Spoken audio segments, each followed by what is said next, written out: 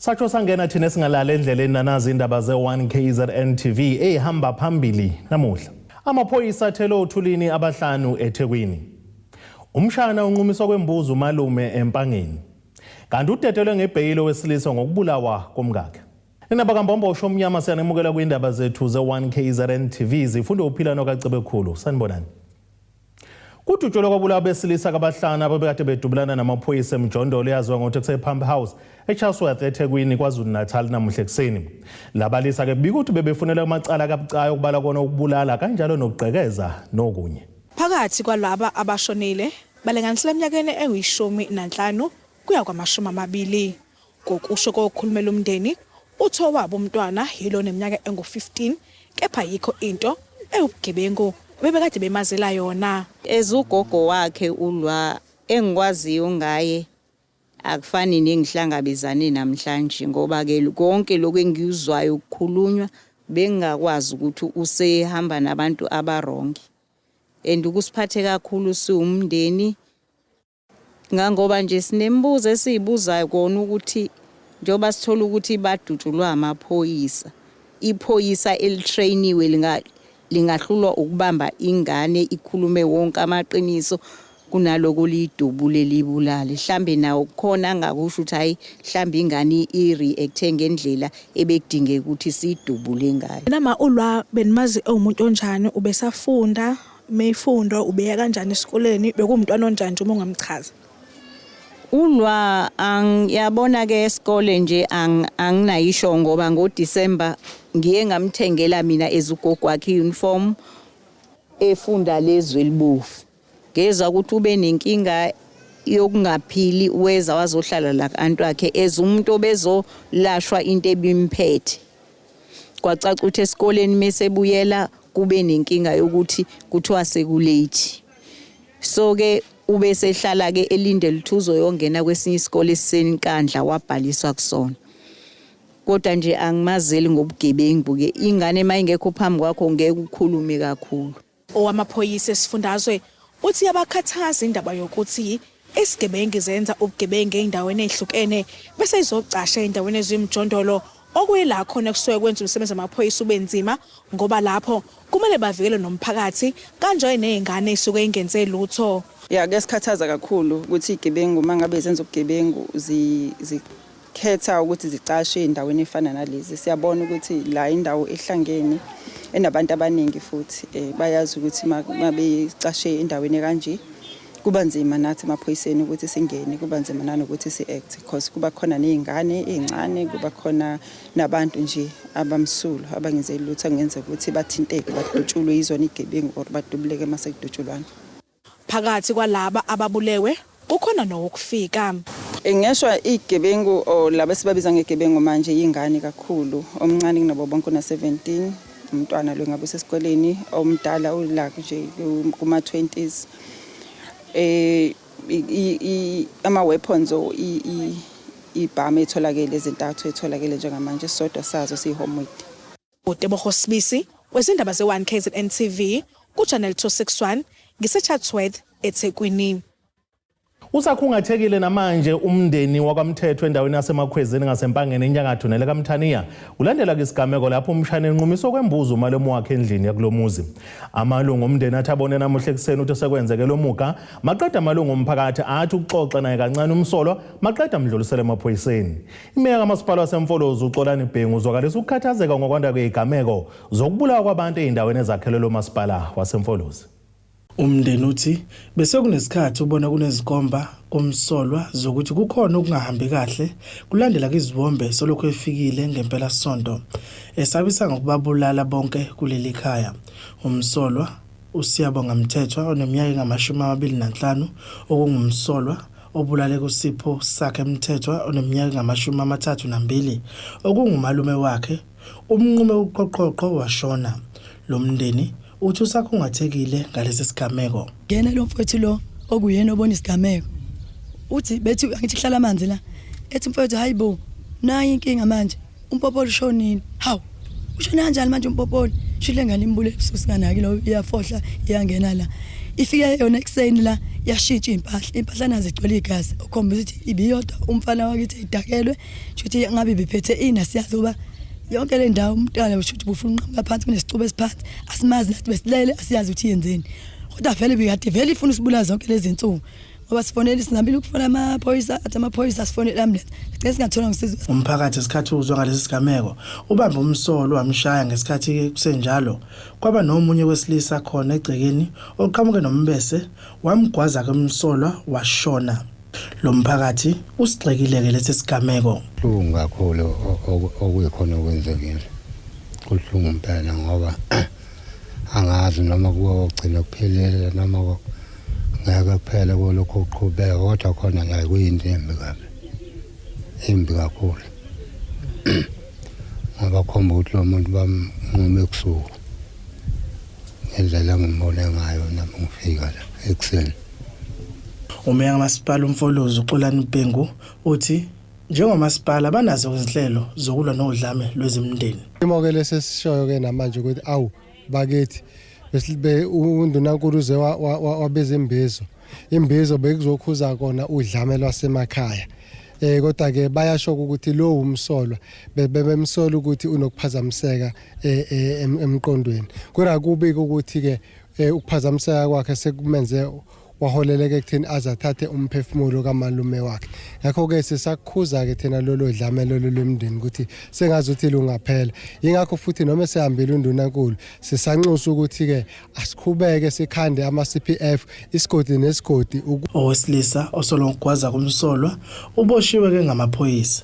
Ezindabeni ze1 KZN TV ubiNkosi Mthembu eMakhwezini eNtambanana.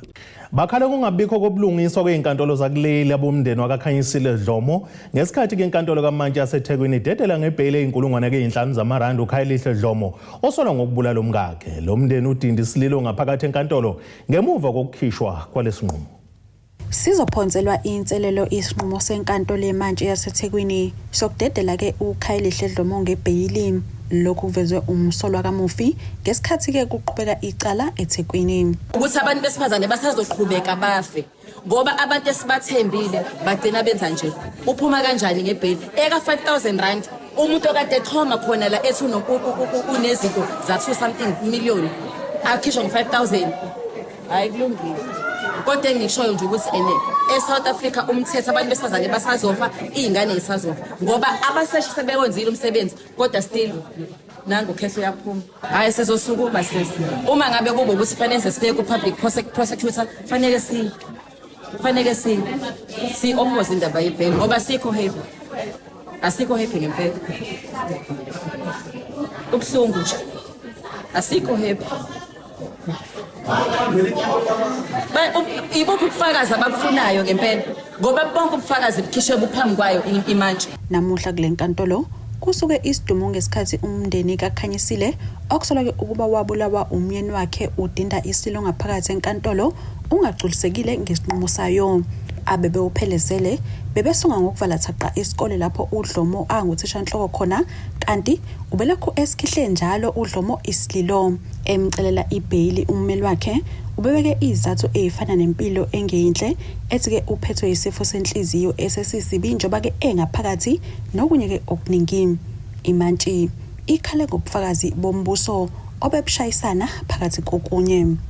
I am more inclined to understand why the applicant was not even arrested initially when the incident took place. And considering the evidence that is before me, I am of the opinion that the police officers who investigated the matter were faced with the same predicament that is faced with this court today, in that the state case is not so strong against the accused person, and the deficiency in the state case is weighed in favor of the applicant as an exceptional circumstance. uDlomo watholwa egaze amanxeba amabili egcikeni lomuzi wabo ngonyaka u2022 kwavulwa icala lokuthi ke uzibulele. Kuvelile enkantolo ukuthi ke wayeke wazama ukuzibulala ngamaphilisi phambilini isikhawu ezimbili kanti ummese azibulala ngawo okugwaza inkomo kwaDlomo uma kunemicimbi. Umsolwa ochazwe ke ofakazi njengomhlukumezi obephilisa libhojozi uMufi. Why he never considered ukuthi there is a postmortem result which says she never stabbed herself. The fact ukuthi ingane zofakazi leli cala azibhekile. The fact that umndeni kwakubuka mama kaKhanyi awuphephile. But inkantolo phezu kwakho konke lokho ayiwaconsider ama-factor okuyiwona obalulekile ukuthi ingane zizoba sengozini zicishe ubufakazi. Imantshi iveze ukuthi okuningi okungacaci kubekelwe isikhathi sokuqulwa kwecala labe selihlehla. Ezindabeni ze-1 KZN TV uBikuntombi khona Mpubu eThekwini. Inkosi yesizwe sakaNxamalala uSimphiwe Zuma uvele kafushane ngaphambi kwenkantolo kaMantshisi eHowick namuhla ngecala lokubulawa kowesilisa ngonyaka ka2022. Inkosi uZuma ithi ayihlangene nokuthengiswa komhlaba emasosheni endaweni yaseMpophomeni njengoba kuthiwa ke yona yakha itulo lokubulala ikhansela leDA uNhlala yenza Ndlovu. Umsholozi uveze lokho kwestatementeni esifungelo enkantolo eMantshisi eHowick lapho bekuqhubeka khona isicelo sakhe sebhayili. Sekuphindwe kwengezwa elinye icala lokubulala kwinkosi yesizwe samaNxamalala uSimphiwe Zuma. Njengoba namuhla ngaphambi kokuba kuqhutshekwe nokulalela kwesicelo sakhe sebhayili, uqale ngokuvela ngaphambi kwenye imantshi ngecala lokubulawa kwesilisa waseMpophomeni emasosheni uXolani Ndlovu Ntombela. Kuleli icala usolwa nowesilisa uThemelani Zuma. Eqhubeka nesicelo sakhe sebhayili uZuma uthi kuyamkhathaza ukubala kwesicelo sebhayili seqala lihambayo empendle lokubulawa kwaNdunankulu njengoba umbuso uveze ukuthi ukukhishwa kwakhe uZuma ngebhayili kwaba khona ukwenzelela usola ukuthi kwagwazelwa imantshi kanti ke umbuso uphinde usola ukuthi uThobani Zuma nguyena wahambisa imali kuleli cala lokubulawa kwekhansela leDA uNhlala yenza Ndlovu. uZuma uboshwe nabanye abasola abathathu njengoba ke induna uZwelithini Buthelezi esephenduke ufakazi wombuso.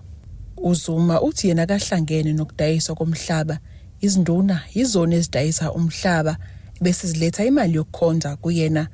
Uthi yena wezwa ngodaba lomhlaba ngemumva kokuthi umasipala umngeni uthathele induna uButhelezi izinyathelo ngokusolwa ke ngokudla umhlaba umasipala nokuxhumela abantu ugesi ngokungemthetho.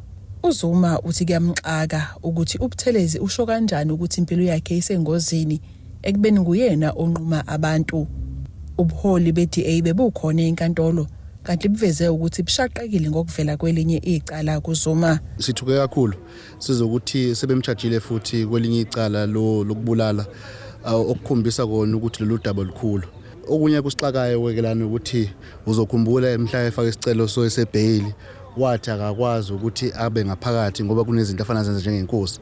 Mase sebalwa futhi udabeni lokuthi wadayisa ama-site emasosheni uthi yena akayazi lento leyo ngoba imisebenzi eyenziwa yinduna uButhelezi. Sogcina ungasazi ukuthi okuphi kuyikona ngoba phela kokunye uthi akangeni kona kodwa kokunye uthi kumele aphumele ngaphandle ngenxa yesimo sokuthi kunezinto afana zenza. Kepheka ke solinda ke ukuthi imantshi izothatha siphi isinqumo kodwa ama-allegation abekwe istate ukutshotshwa kwama-generator kusithusa kakhulu njengomuntu okuyena obhekene nomphakathi ukuthi kwatholakala izinto ezifana nalezi kwakhe kusithusa kakhulu lo. Umnikathi uthi basola ukuthi inkosi yathinteke ekubulaweni kwekhansela uNdlovu futhi kuyaxaka ukuthi kungani isiqhalanisa noButhelezi njengamanje. Kepha ke ngicathi kade sebeshilo futhi nabaholi ngaphambili ukuthi akusithusi ukuthi nayo ukhona lolu daba sasinazo vele izinsolo zokuthi omunye womuntu ophakathi. Kuyaxaka ke futhi mase siqhalanisa noButhelezi ngoba abantu ade besebenzisana kakhulu sonke lesikhathi lesi. Siyazi ukuthi uButhelezi uphenduka ubufakazi bestate and usiyambala kwizinto eziningi afuna ukuziqhelisa kuzona. Kepha ke ngoba sathatha ikhefu icathi sobuyela phakathi sizwe kodwa okuningi nje sokusithusa kakhulu. Ezindabeni ze-1 KZN TV nguAyanda Dube kuseHowick. Ake sithi ishelele itolo nenabeselo siyabuya futhi nezinye zeindaba.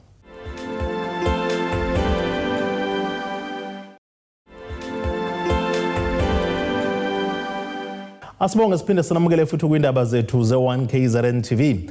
Nazi ihlokwana zethu esithizo ezihamba phambili namuhla.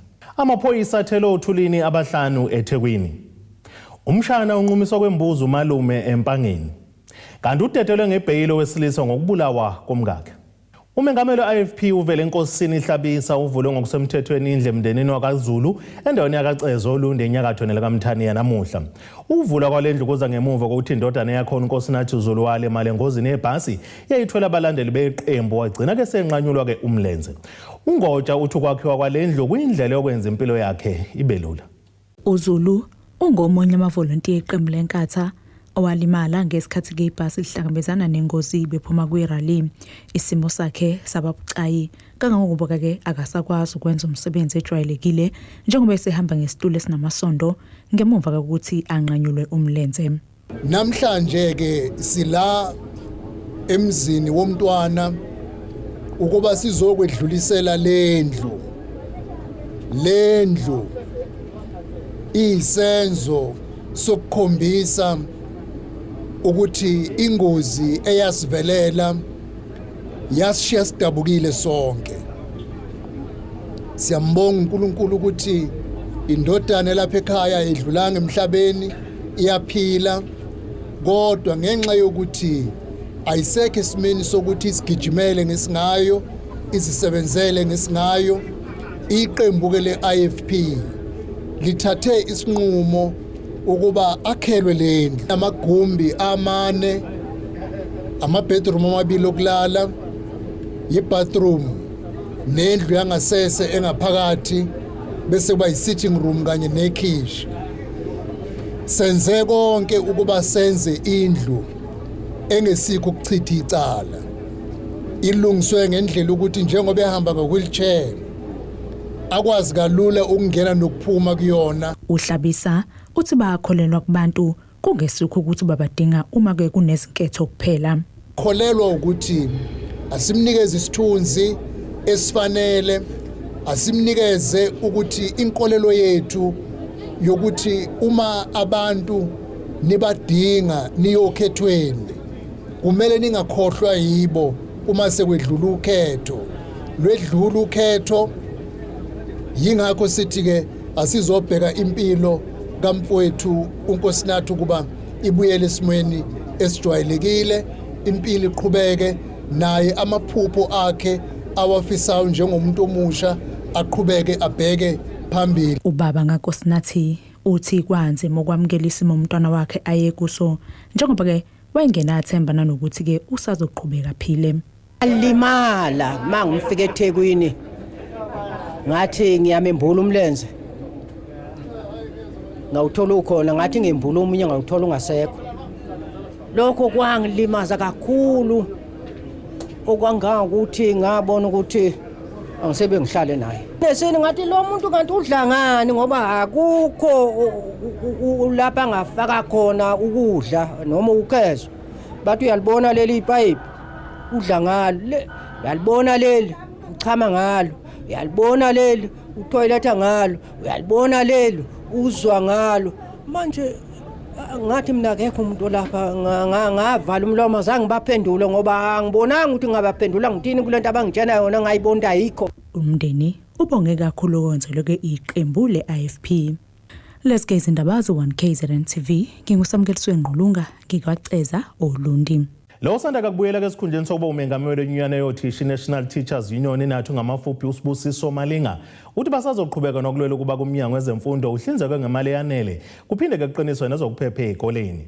Ekhuluma ke neziko leindaba uMalinga uthi ukubuya kwakhe kusho ukuthi usazoqhubeka nokusebenza ngokubambisana nobuholo obusha ukulwela amalungelo othisha.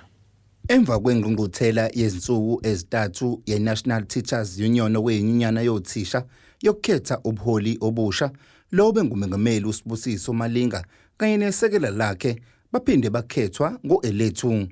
uMalinga uthi basazoqhubeka nokulwela izifuno zothisha. Thinte ikakhulukazi kube yizinto ezifana nokuthi kufanele ifandwe i-education ngendlela efanele. Uyakhumbula ukuthi kukhalwe kakhulu hayi kaZulu Natal kuphela kodwa iSouth Africa wonke ukuthi umnyango wezemfundo kugcine sekufakwa lento ekuthiwa i-budget cut. Ngakho sikhale kakhulu, ngakho siyaqhubeka futhi siyakhala njengoba kwaze kwaba khona ama-picketing ey'ndaweni ezihlukene. Sibuye sabheka kakhulu futhi ukuthi indaba ka-teacher well-being. Othisha siyazi ukuthi lapha ezikoleni banenkinga.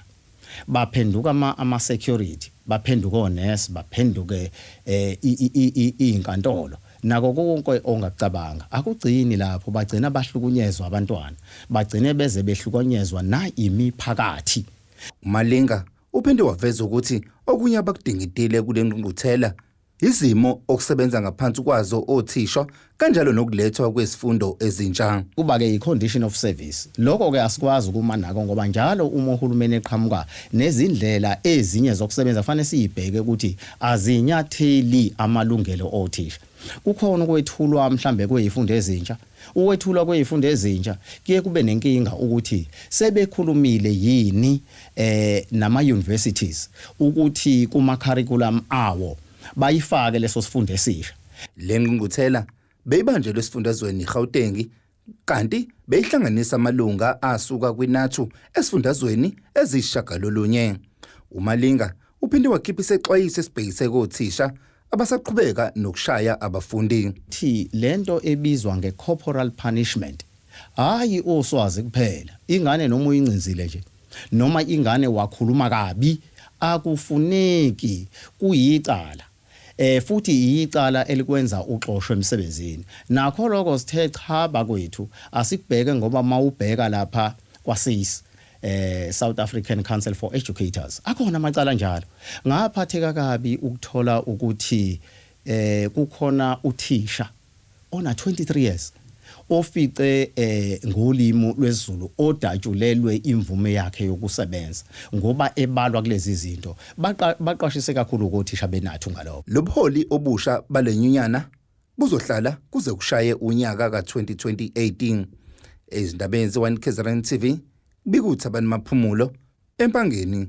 Inhlangano ethuthukisa intsha ezikanyambose Youth Development ithi abantu abasha abaningi eindaweni ezisemakhaya banqindwa ukweswela ulwazi ukuze bakwazi ukuzithuthukisa. Uhlalo lenhlangano ubheka imithetho usho lokho ngesikhathi ke singethe kumcimbi okuthuthukisa intsha yasentambanana ngolwazi lwezamathuba omsebenzi. Abantu abasha endaweni zasemakhaya banqindeka amandla ekuzithuthukiseni ngenxa yokusalela emuva ngolwazi.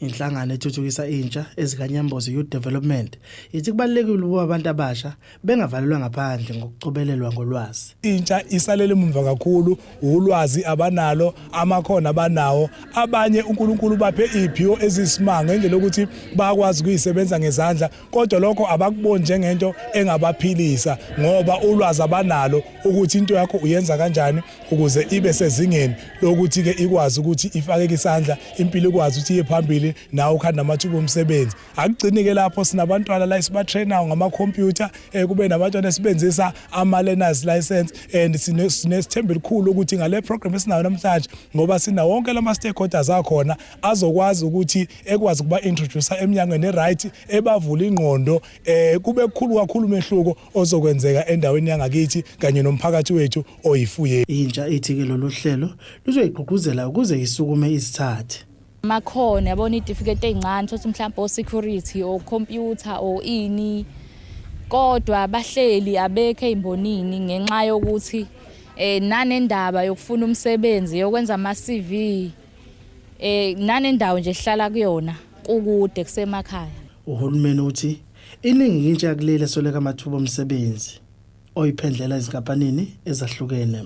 Got i-database yabantu abangasebenzi ukuthi should in case kuba nama opportunities angaphandle bakwazi ukuthi bathole o bahlomule bayithole leyo umsebenzi leyo. Sikuthole sekwenza kanjani ke lokho thina futhi isection yethu bakhona abanye ozakwethu abaye bephume baye ngaphandle kuma companies bayocela ukuthi should in case ama company banama opportunities cela basiphe lawo ma opportunity siyakwazi ukubatholela abantu kusho ukuthi in other way sisebenza like more like a recruitment agent.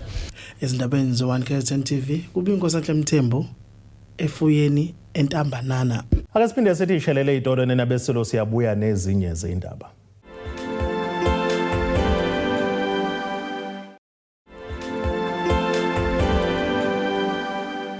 Asibonge siphinde sinamukele futhi kwindaba zethu ze1 KZN TV. Nazo kwezona ndaba esithizo ezihamba phambili namuhla.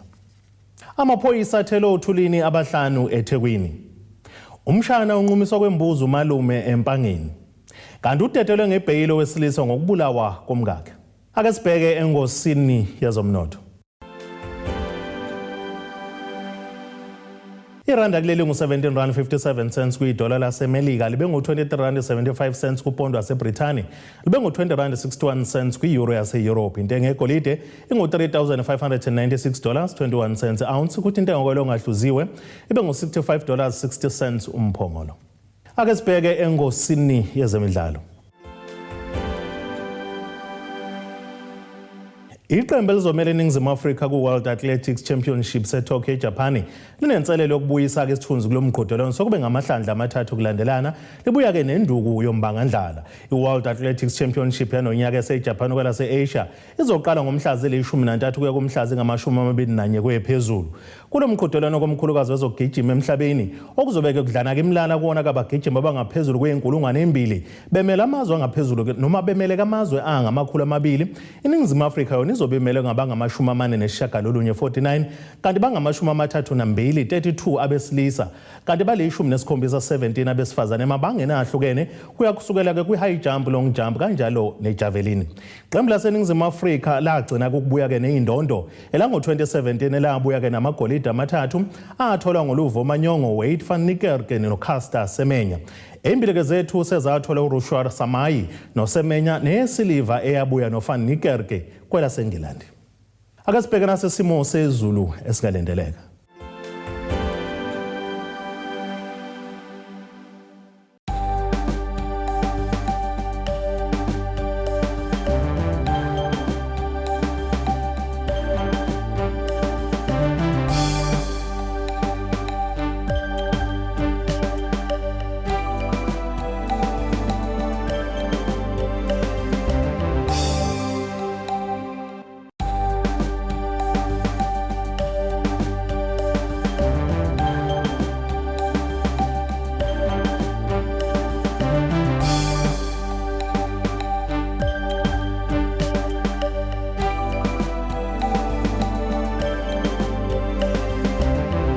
Nina bomlilo othatha oshisa ikhotha zasedlebe kwawukosha nesemabedlano kamzimba umntwana nethimba lonke leindaba sithi khumo. Abethuli bethu bezindaba baxhaswe iTulis Bayview Bridal. Ungabashayela kulezi zinombolo ezivelile.